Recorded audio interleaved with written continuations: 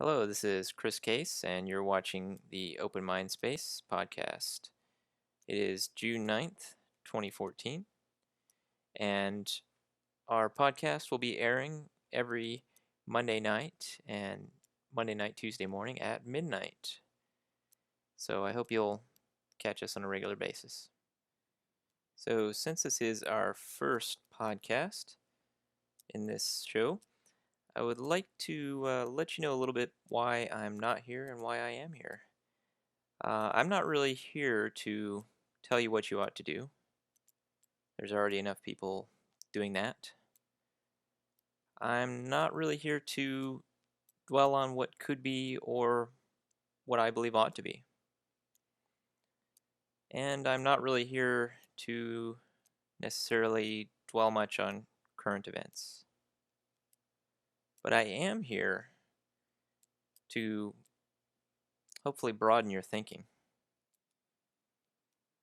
So I can imagine that many of you are, if not all, are libertarians or anarcho-capitalists or some variation of similar philosophies, agorists and whatnot.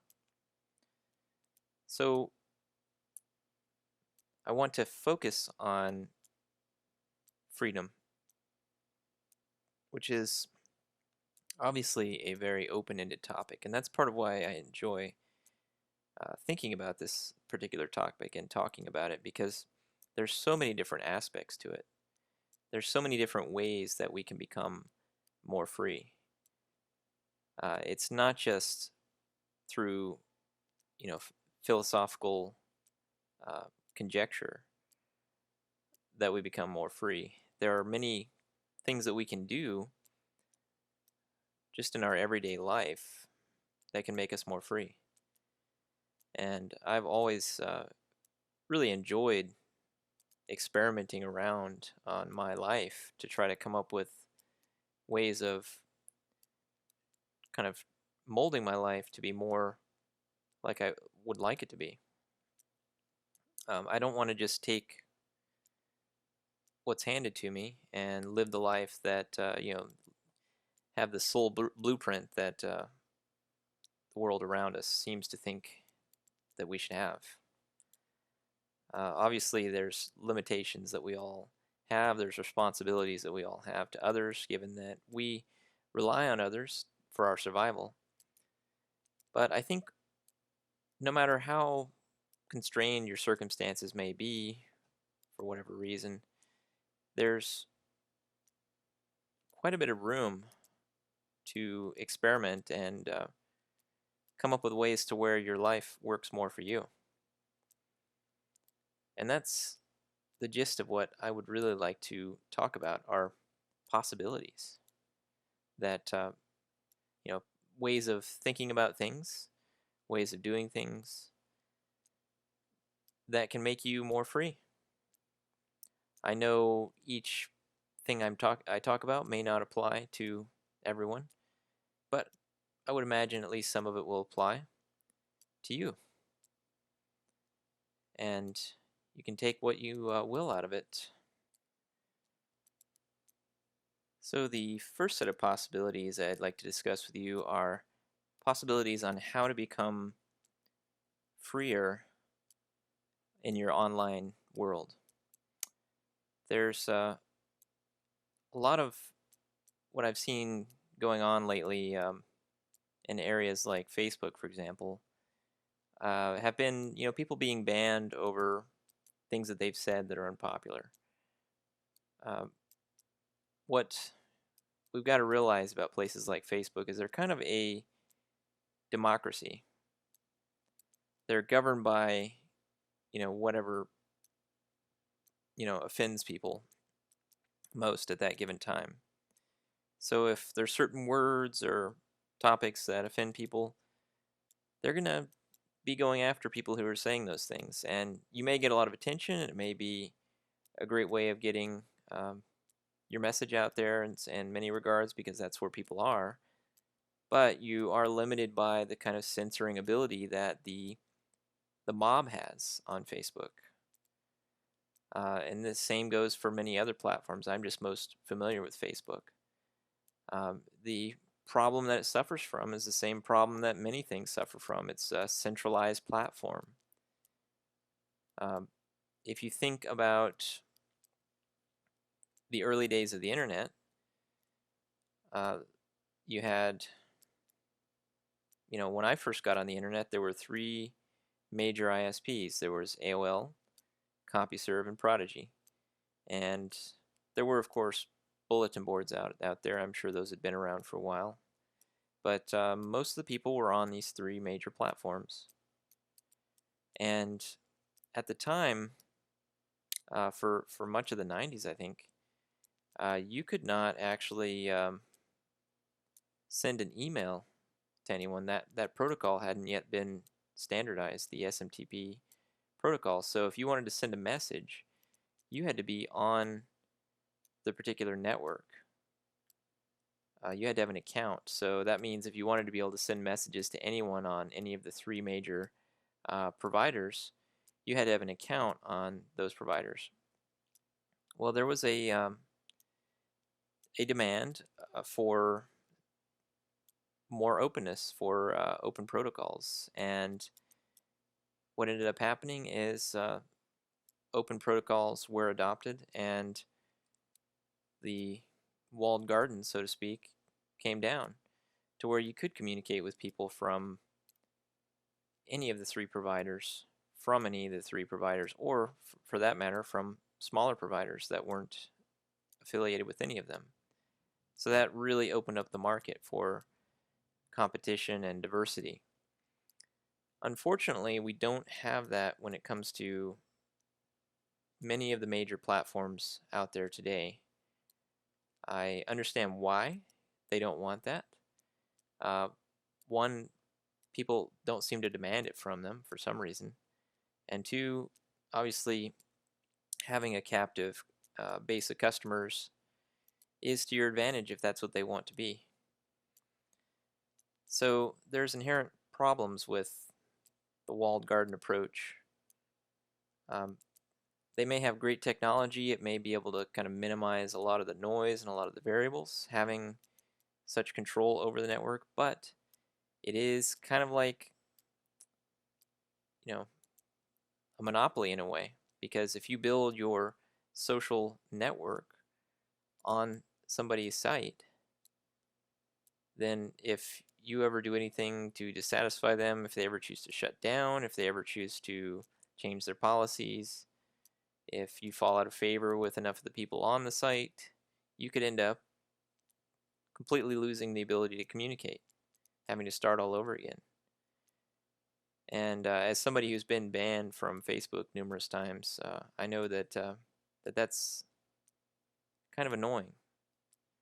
You spend a lot of time developing a social net, and when it just gets snatched away generally over stupid things. I mean, they ban you for dumb things. They don't ban you for, serious breaches like harassing people and threatening them, death threats. They don't even care about death threats, as I've seen. I've seen people threatened all the time. They care about offending people's idiotic sensibilities. And I think it's important to offend people. I think it's important to say things that offend them because that gets their attention, and it kind of gives them a choice to look at it and say, why am I offended by this? That's what it always does to me. When I'm offended by something, I'd step back and I say, what's so bad about this? Why am I offended? I might feel that way for a little bit, but then I'll think about it and I'll be like, well, maybe it's not as bad as I thought, and I kind of thickens my skin a little bit. But a lot of people don't want that. They want to avoid it, and these platforms give them the perfect place to do that because they can just report it. It's kind of like calling the cops on somebody. They call the Facebook police. Oh no, somebody said a word I don't approve of, or has a position I don't approve of, and I don't think they ought to be able to say it.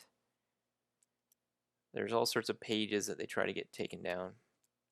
I don't even need to name them. I'm sure many of you are quite familiar with these pages. And I appreciate that many of those have stayed up for a long time, because I think the funny thing about it is what people are offended by, they tend to dwell on, and they tend to talk to one another about. And you notice there's all this chatter.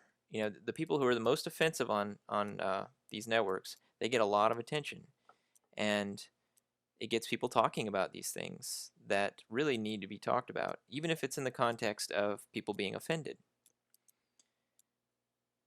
So I think an alternative, of course, I wouldn't suggest completely getting off of Facebook if you need that platform in order to reach people, because obviously there are billions of people on that network. But what I would suggest is finding alternatives and developing presences in other areas. For instance, if you think about it, Facebook was kind of under the radar for a long time. I had an account on there. I think I got the account in 2005 or something like that, and posted one post to it, and then I didn't use it again. I didn't see much need for it at the time, and I was using MySpace. MySpace was really crappy. It had lots of bugs. It had censorship issues, but there were a lot of people I wanted to communicate with on there. And so I kept the Facebook thing, and I was there if anybody ever wanted to communicate with me. But I generally used the MySpace. Well, I started noticing people were getting that second presence on there. Either they had never had a presence on any network, or they were getting one on there. And I started connecting with people there, and before you know it, I don't even log into the original account anymore. What I would like to see is kind of a resurgence in this radical decentralization, to where people take things into their own hands. And one way to do that is a platform called Friendica. There's another one called Diaspora. Those are the two main ones that I'm aware of. There may be others. I think there's some that have kind of flopped, but those two are the ones that have stuck around and become relatively popular. I think Diaspora is probably the most popular.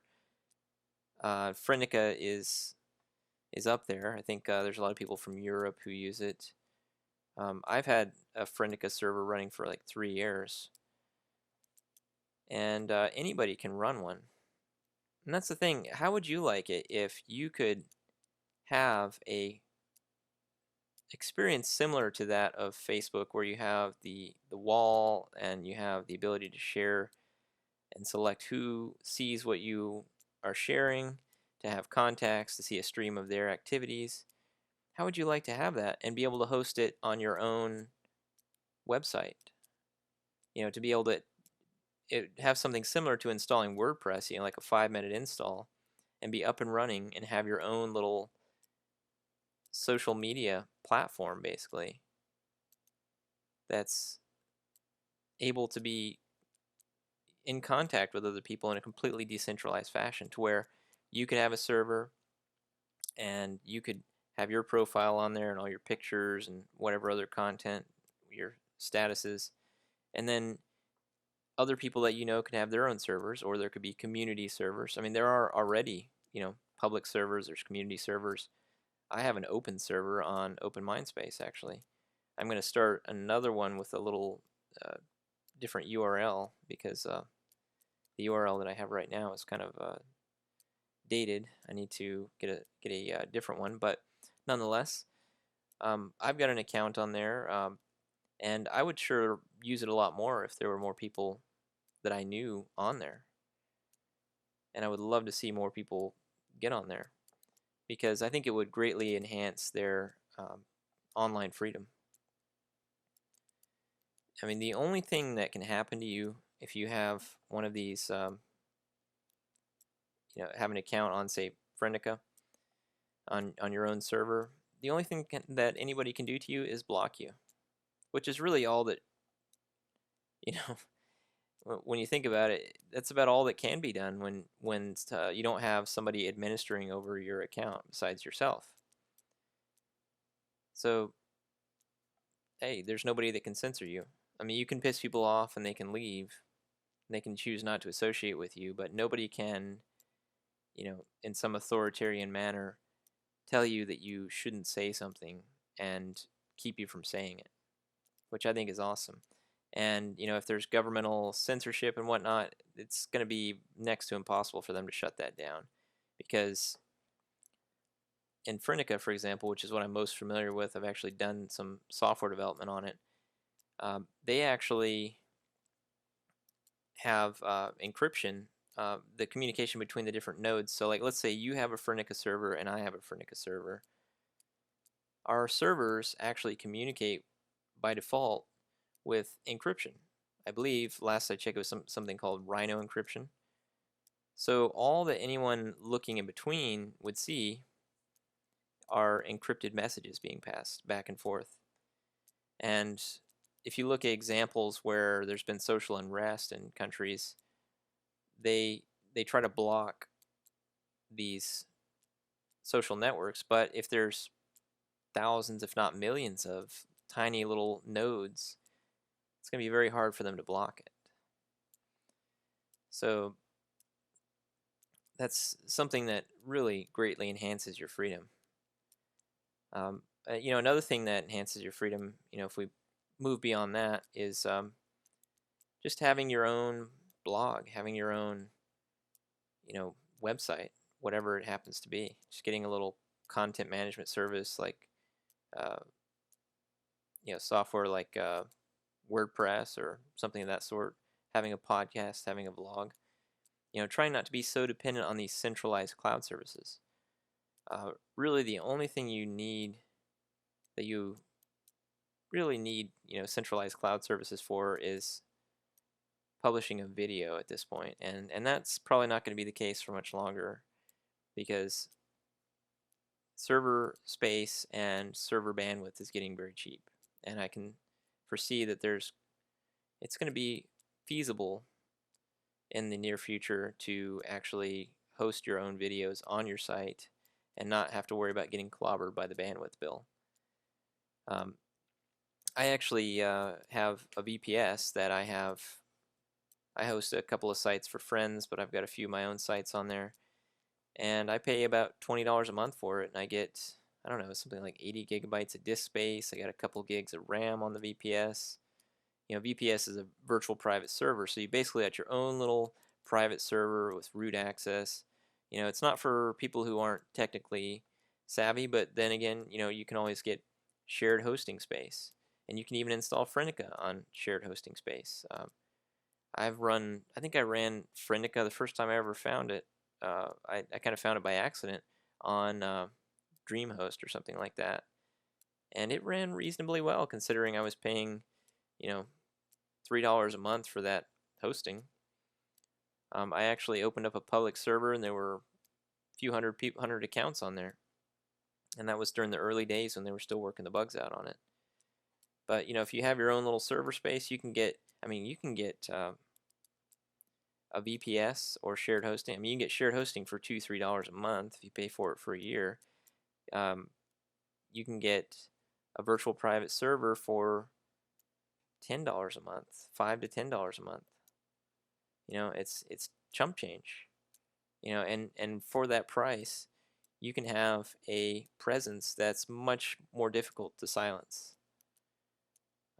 It takes a little more work. It takes a little bit more, effort to network and so on, and to get all these things going. But hey, once you got it going, you got a really solidified presence. And it doesn't mean, of course, that you've got to stop your presence on your existing services. In fact, you can use those presences like Facebook or what have we to bolster your new projects.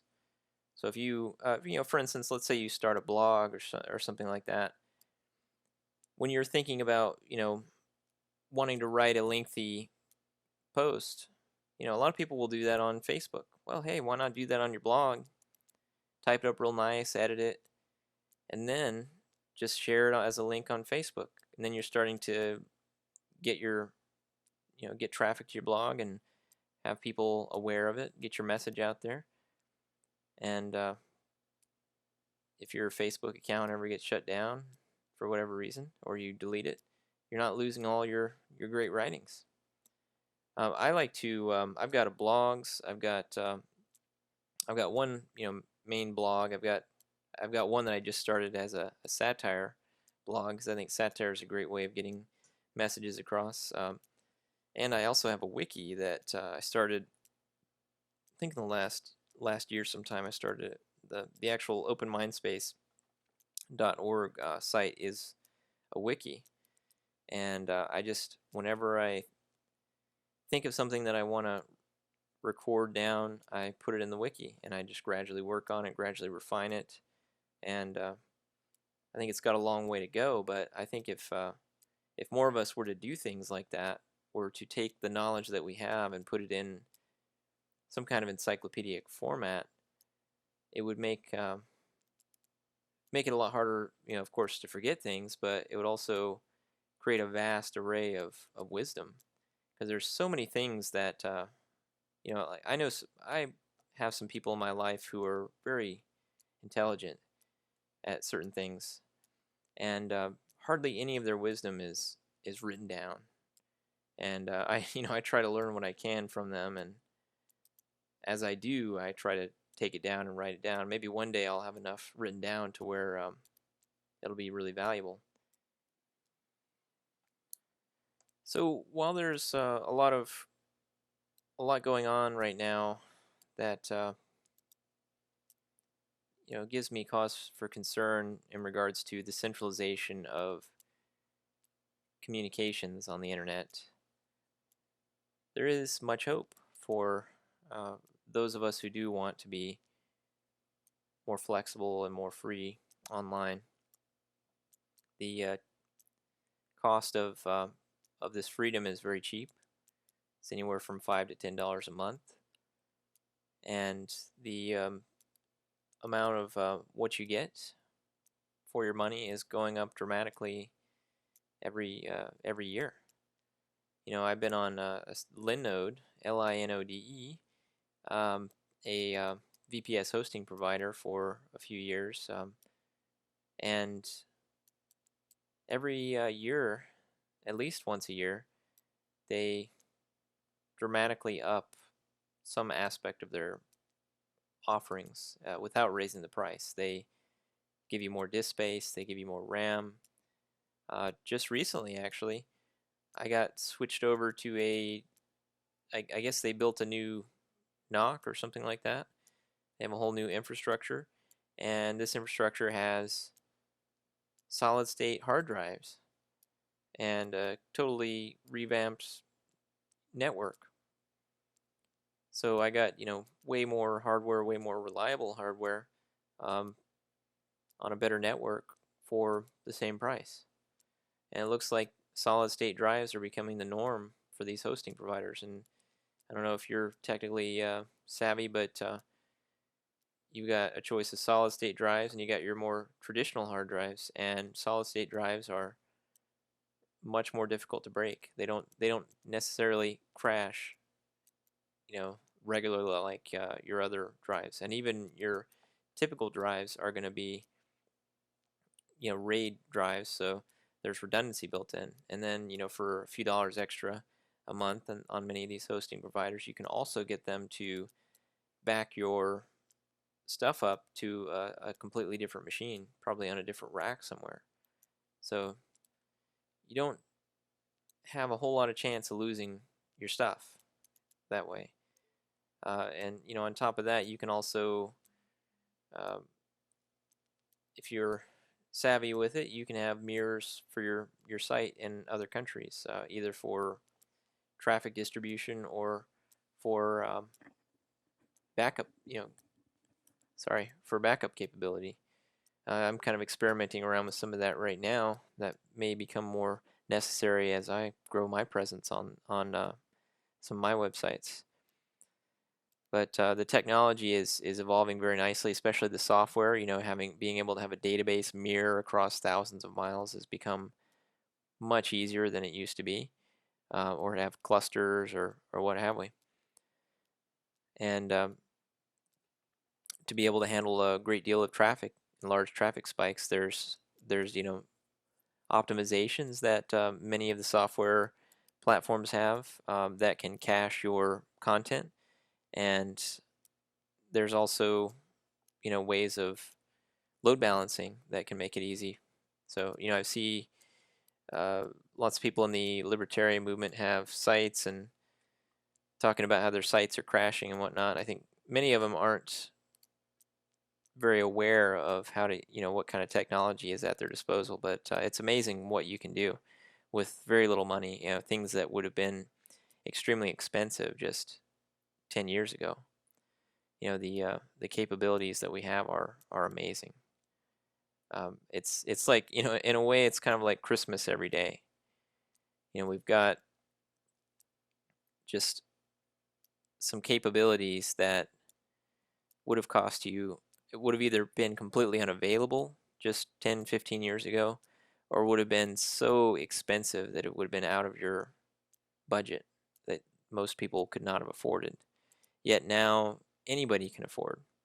And just imagine where that's going to be in a few years. So if you start setting up your presence now, start kind of decentralizing yourself, finding alternatives, finding ways of being less controllable, I think you'll find that the sooner you start investing in that, the more your returns will be, especially when some of this cool technology happens. And you'll kind of be part of the move away from these big gargantuan providers like Google, Facebook, and so on. Because they'll go away most likely, just like all the previous ones have. You don't hear about many people with AOL accounts anymore, or Prodigy accounts, or CompuServe. I think they're probably still around, but they're a shadow of what they used to be. Their purpose has kind of come and gone. And I think the same will happen with much of what we have now. And if you want to help create greater freedom in the world, well, that's one way you could do it, is kind of helping to lead the charge into some of these alternatives. You get to some of these places and you start talking and you start making a presence and creating interest, and people they'll see that and they'll be like, wow, they're on Friendica. What's that? Oh, they have an unlike button? Everybody's always like, oh, I want an unlike button. Well, you can have an unlike button. So the funny thing about it is it's open source software. You can look at the source code. You can contribute changes. You can make your own custom fork of it. And as long as it's able to communicate with the proper protocols to the other nodes, you're good. And you can do whatever you want, which is more than I can say for Facebook. I mean, you can write little cheesy, Facebook apps and that kind of stuff, but you're totally at their mercy if they change the protocols or change anything. You have no control over any of that. You have no idea what's going on beyond, the APIs that you're given. And the Friendica guys have, for instance, they've tried to write APIs that can communicate with Facebook, and Facebook is a terrible API. It's really buggy. I think it's buggy on purpose because they don't want people from outside being able to get in through their walled garden very easily, especially things like Friendica. So it's got some inherent flaws and bugs, and they're always changing it with short notice. So it's kind of a pain. So the last thing I want to cover in tonight's podcast is the importance of critical thinking, of understanding, methods of critical thinking, and of just critical thinking in general, and always questioning everything. I've questioned everything that I can think of questioning for much of my life. I kind of had a unusual start in life, and I think it prompted me to often question things about my environment, because my environment changed dramatically on many occasions during my childhood. And I questioned things like organized religion and other things of that sort from a very early age. I think I was maybe 10 or so when I started being, around religion enough to start thinking about it and questioning it, and much to the dismay of the people in the congregation, or in the Sunday school, for instance. Um, but that's never stopped, and it's always surprising. I surprise myself on many occasions when I encounter things that I've always taken as fact, and I find out that it's not quite so clear after all. I think this can apply to science as well. Um, there's this, this is going to be some great material for some future shows, but religion, yeah, it's pretty easy to question that. It's pretty obvious a lot of the problems with it, and there's some really great research that's been done to show kind of why certain religions are the way they are. But science, that seems to be a blind spot for a lot of people, and I think a source of closed-mindedness that prevents them from seeing all the possibilities of what's around them, because there's a lot of pressure to believe a certain way about things and to define, science in a certain specific way that's kind of a collectivist uh, state of mind that, when a group of some sort of society of scientists decides that something is reality, that you should adopt it. You should say, well, they are the experts, and I should adopt this as my reality, and there's nothing else to see. And until they change their position, I should not, think any other way. And I noticed this with, well, probably the biggest thing is the Big Bang. And I know most people believe the Big Bang. There seems to be kind of a funny way that they go about it. They just have all these. It's kind of a religion in a way. It's like a miracle. The universe is just boom. It's just here all of a sudden, and there's all these ad hoc reasons why the Big Bang is supposedly true, which as they observe more bizarre things in telescopes, and as they flesh out these theories, they start to see a lot of problems, and instead of really challenging their fundamental assumptions, they just kind of come up with ad hoc explanations for it and modifications to the theory, to the point at which most of what's supposedly in the universe is completely unobservable and never been seen, never been touched, never been experimented on, yet they know it's there because it makes their numbers work out. And I think that's a red flag to me. I'm not sitting here trying to tell you that you should or shouldn't believe one theory or another. But what I'm trying to say is that unquestioned belief in these even scientific theories greatly limits your mental freedom. I was a big banger for a long time, and there's a whole perspective that goes along with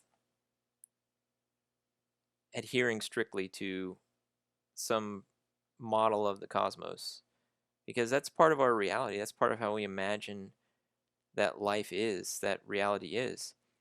And that particular model is basically a lot of explosions and death. It's all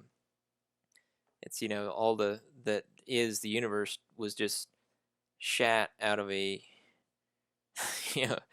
out of some indiscriminate uh, particle, some highly abstract particle. And of course, physicists think they can tell you exactly what happened from the first microsecond of existence. Oh yes, we know that at this point this was happening, and maybe maybe, but see, it seems like a bit of a stretch.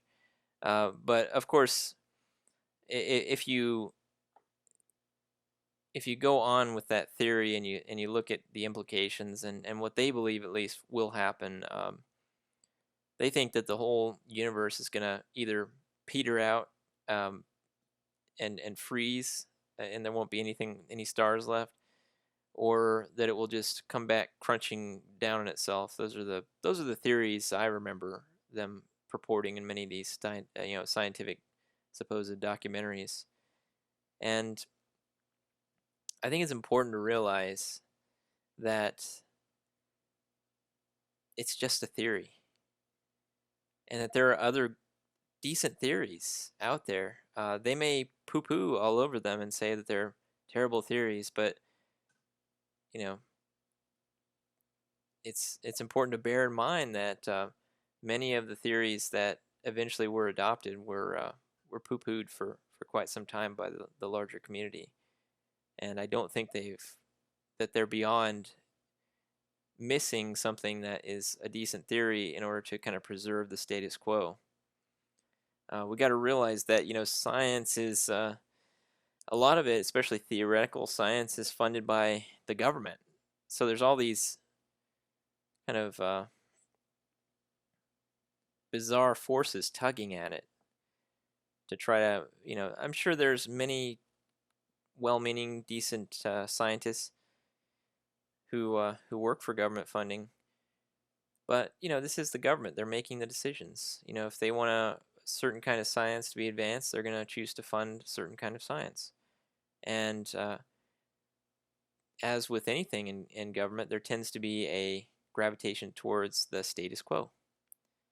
So if you've got some kind of earth-shattering science, like let's say you find some galaxies that are connected to each other that have two vastly different redshifts, and you kind of figure out that some of the fundamental beliefs about how to measure distance and speed and so on in the universe are maybe a bit wrong, and that challenges a lot of research that already exists.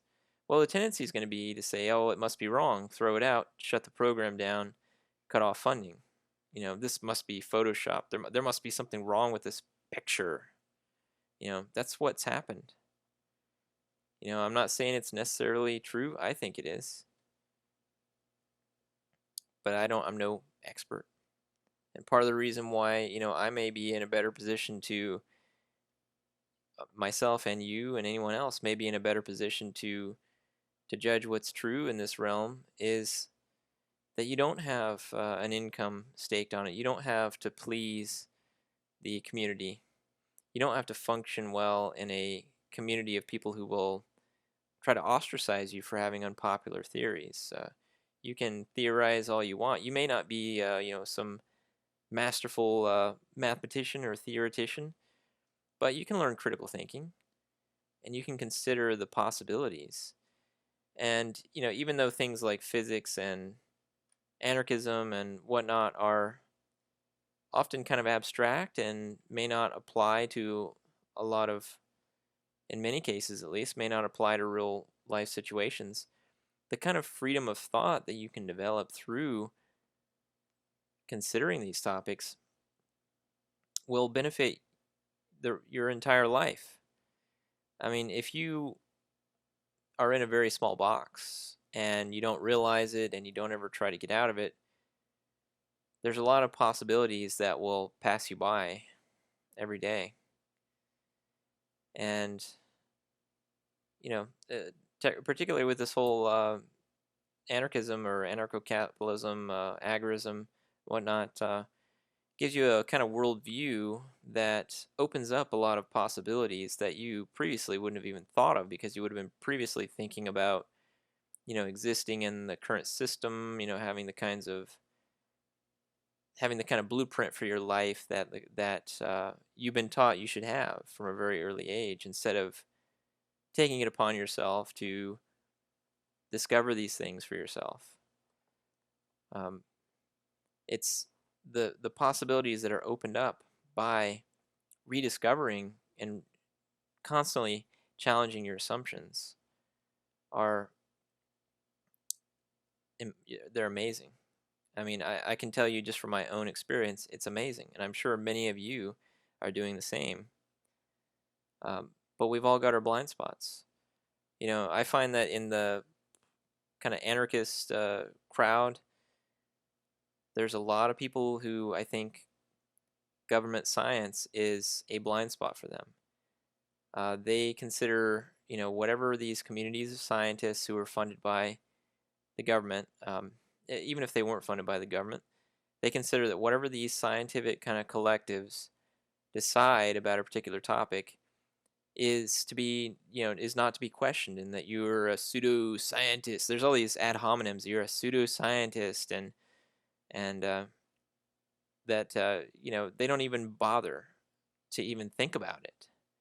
There's a incredible inertia that makes it so every topic, from these kind of theoretical physics type issues to history to events, recent events in history. You can, I'm shocked at how many of these people who are anarchists or anarcho-capitalists or what have we, who just they're free thinking on that topic, but not on anything else. And and I find that kind of funny. It seems like a bit of cognitive dissonance. Now I'll tell you, I'm probably wrong about a lot of things. I'm sure that I'm wrong about a lot of things. I don't look enough into many of the things that I take positions on to know for sure. And the thing is, you're going to be wrong about things no matter who you are. But I think that it's much more genuine to be wrong when you've actually taken the time to independently consider things and not just put your rubber stamp on something because of this kind of collectivist thinking. We were taught that. Many of us, I went to public school, and I think probably most people went to public school. We were taught to do that. We were conditioned to behave that way, to let society's channels of information control determine how we are to, think about the information and what we are to believe, and so on. I reject it roundly. I certainly consider what these groups who are claiming to be authorities in society say. I'm sure that there's a lot of it's true, but I can spot an agenda from a mile away, and when I see certain kinds of behavior, it leads me to believe that there's something rotten in Denmark. When you start seeing a lot of pressure, a lot of like peer pressure, a lot of social pressure, when we start for things such as, the global warming stuff, there's been a lot said about both sides of that topic.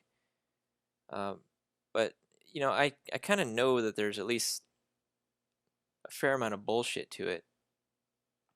When you see all the pressure at work, all the guilting and the pressure that is applied to people, and it's pressure over something that is not even, even if things are as, take the global warming proponents, even if things are as they say they are, the measures that they proposed are not going to even do anything about it, and that there's a variety of things that could be done that could be much cheaper than spending billions and billions of dollars and writing all these laws and creating all these taxes. There's way more efficient ways of dealing with it. But you notice that those things aren't being done. I think it's important with anything that happens, even if you believe the rhetoric, if you start seeing all these, prescriptive solutions, maybe it's time to step back and at least look at those. At least look at these supposed solutions. Look at how effective they would be. Or if there's something that's ongoing, look at how effective they have been. If we look at medicine, for example, that's another area where the government is getting heavily involved in. And they're, trying to, in many countries, they force you to vaccinate your kids. They have all these ways of handling different diseases, often that they force you to do. Um, if something is good, if something is good for you and is going to work well, it shouldn't be a very hard sell.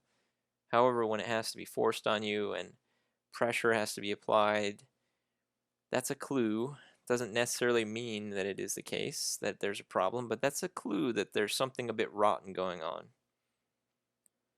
So that's why, I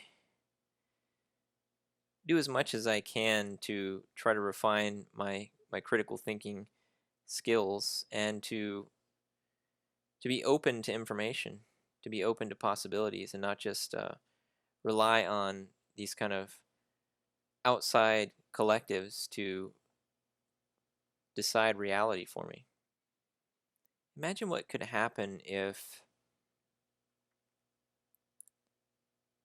we each started to understand that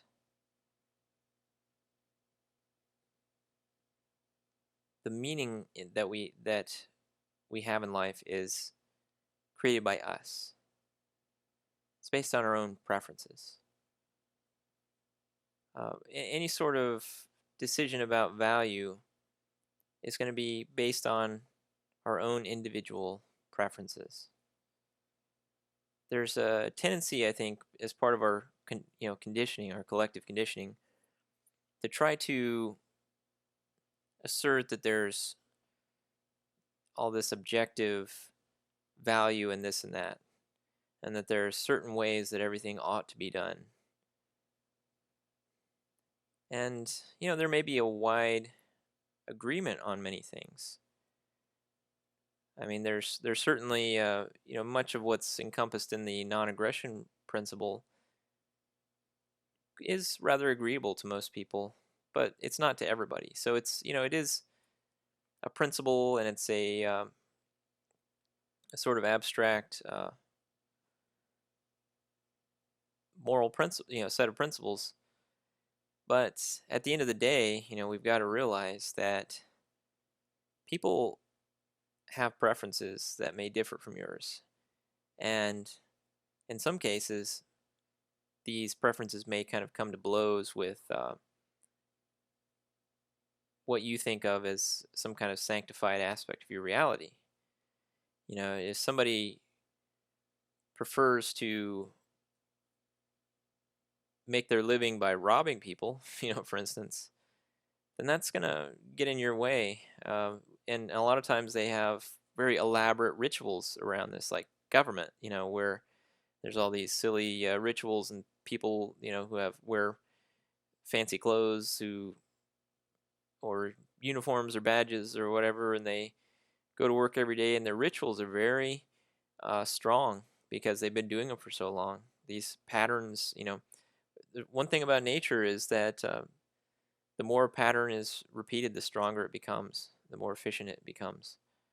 I think that's kind of how life evolves and how processes evolve in nature and in the world, is by repeated patterned behavior.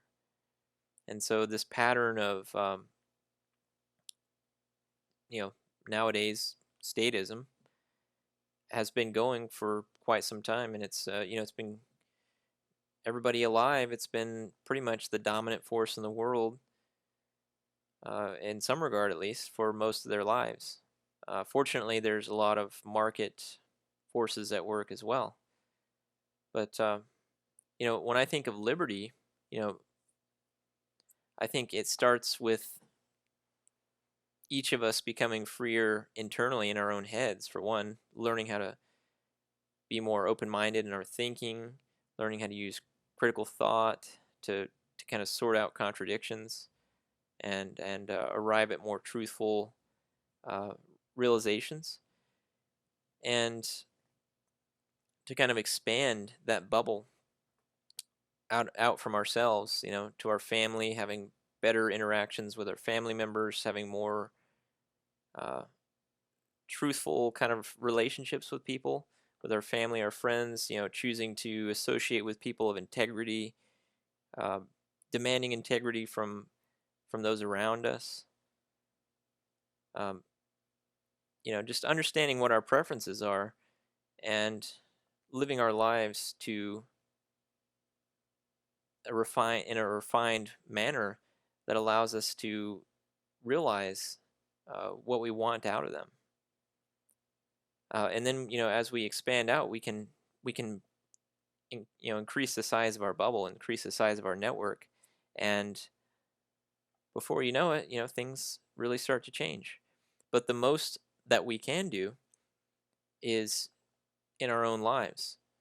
So, like for instance, in my own life, I'm always looking at ways to save money and economize. And many of these ways are completely different from what you'll see, your average person thinking about when it comes time to really sit down and think about economization.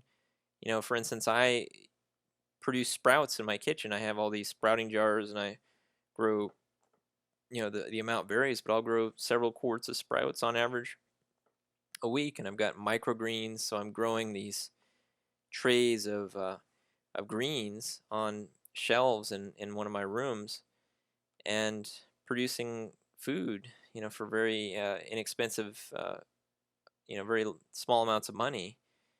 And I'm saving money that way.